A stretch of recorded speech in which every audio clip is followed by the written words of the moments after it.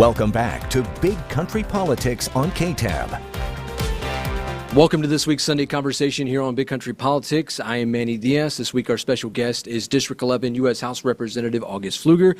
August, thank you so much for making time for us today. Thank you, Manny. Good to see you. Yes, sir.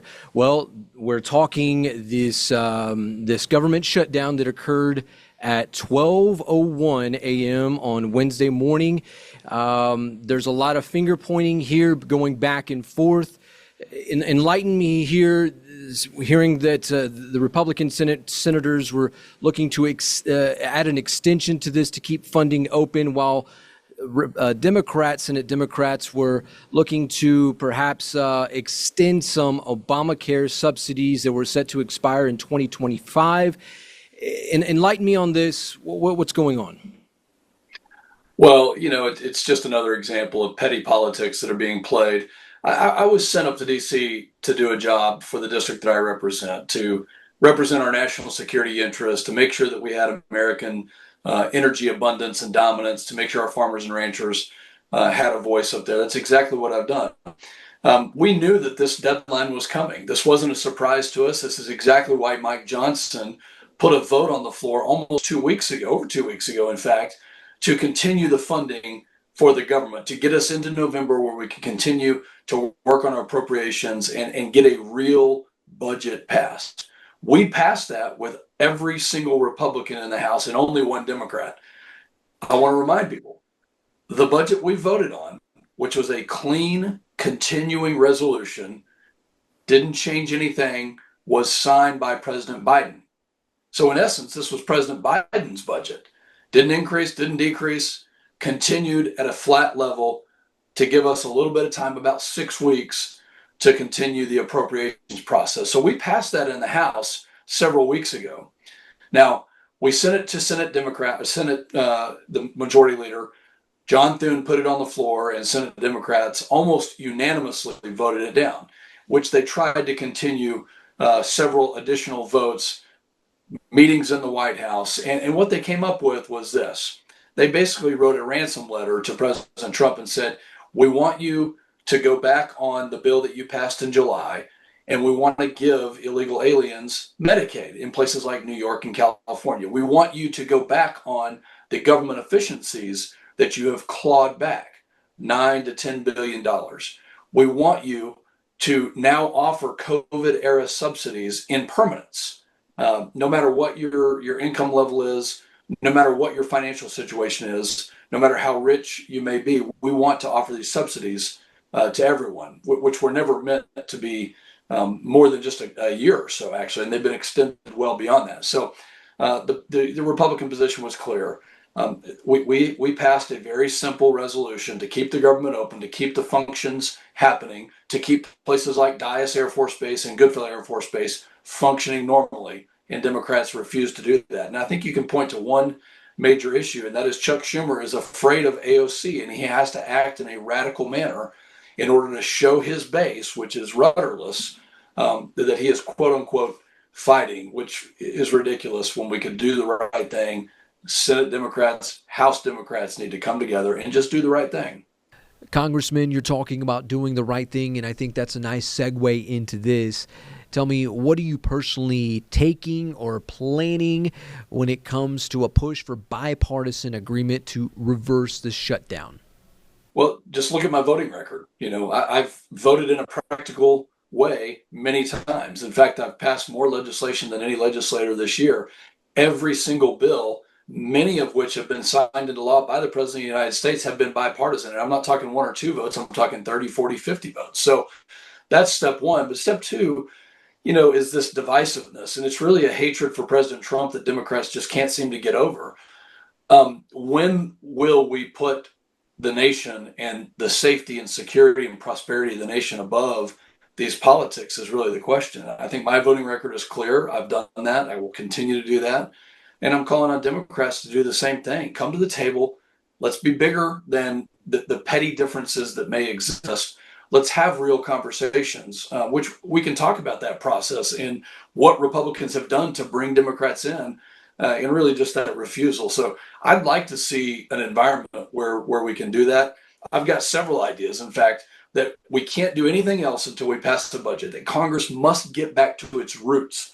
And we're urging Mike Johnson to adopt that position. You will see me advocating for that. Manny, it's a great question, and I appreciate you asking it. Are there any conversations with, Democrats that could possibly, get to the table? Are there any bargaining things that you're willing to talk about with them to get past this? Well, it's hard to think about those things when we literally passed a budget that was drafted and signed by Joe Biden. That's so, it's hard to think about what else is out there when we said we're going to pass the same budget that he signed into law. We're not going to change anything on it, and they can't come to the table on that. So, yes, when it comes to the actual appropriations process, because we can't keep living in these continuing resolutions, although we've done that since 1977, almost in perpetuity. I want to see it structurally changed, where nothing else can happen, no other legislation, no other new ideas can happen until we actually get the job done of passing a budget. I mean, think about Abilene and San Angelo and Midland and Odessa.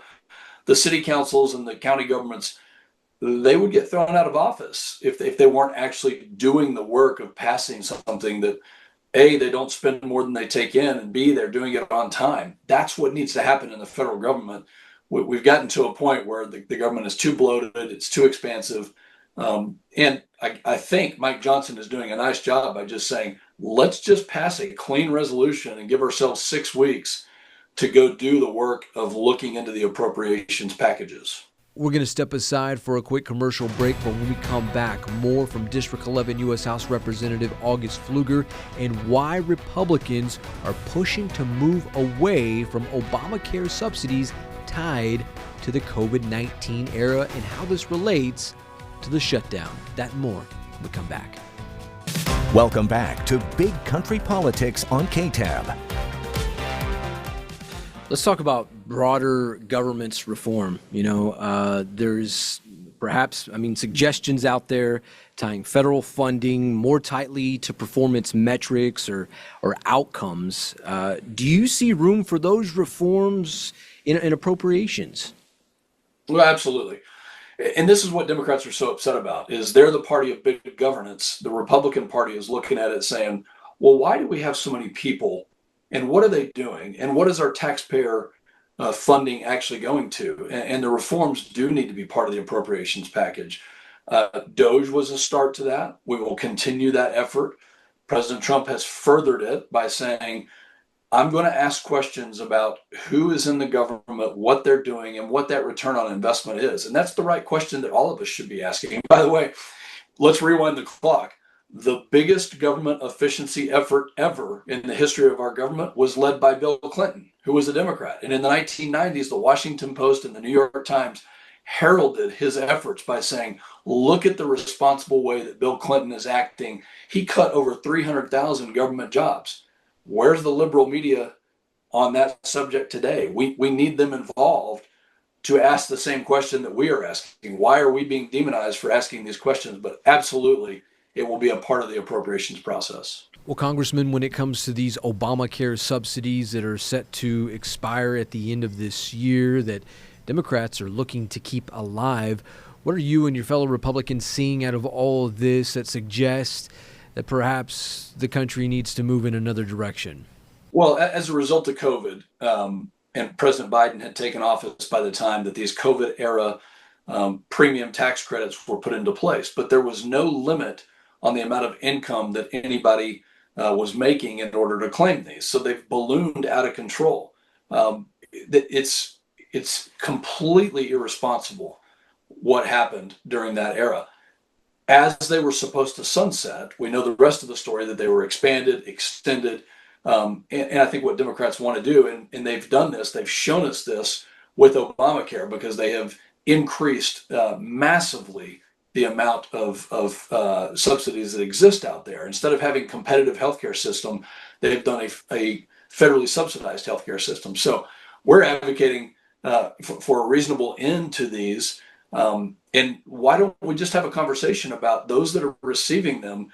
What is a reasonable limit? if we were to go to a negotiating table, which, by the way, I'm in favor of ending them completely. But if we were to negotiate, why don't we just ask the question, how much is too much income for somebody to make to claim these emergency COVID premium credits, where we just have a reasonable conversation? And those have not been able to happen. And I think Republicans are more than willing to have those conversations. We just can't get Democrats to the table for it. Last question, Congressman, here. How do you intend to keep your constituents informed and involved during these negotiations? Well, as we do, I've done town halls. We'll be meeting with many groups of community leaders and have over the past week. We send out a newsletter called the Pfluger Flyby. You can go to pfluger.house.gov. In fact, we were just selected as the top office in Congress of all 435 representatives for communication. And so we're going to continue to do that. We rely heavily on hearing from constituents, on keeping in touch, whether it's a town hall or phone calls. But we have 6 offices: Midland and Odessa, San Angelo and Brownwood, Colleen and Llano. Those offices are open. We are ready to help. It's a pleasure to be able to help so many people and to have those conversations about what do you need and how can we advocate for you and for our constituency. Congressman August Pfluger, appreciate your time today. Manny, thanks. It's always a pleasure to be with you, and thanks for letting me talk about some of these important issues. For District 11 U.S. House Representative August Pfluger, I'm Manny Diaz. This has been another Sunday Conversation right here on Big Country Politics. We'll see you next time. God bless.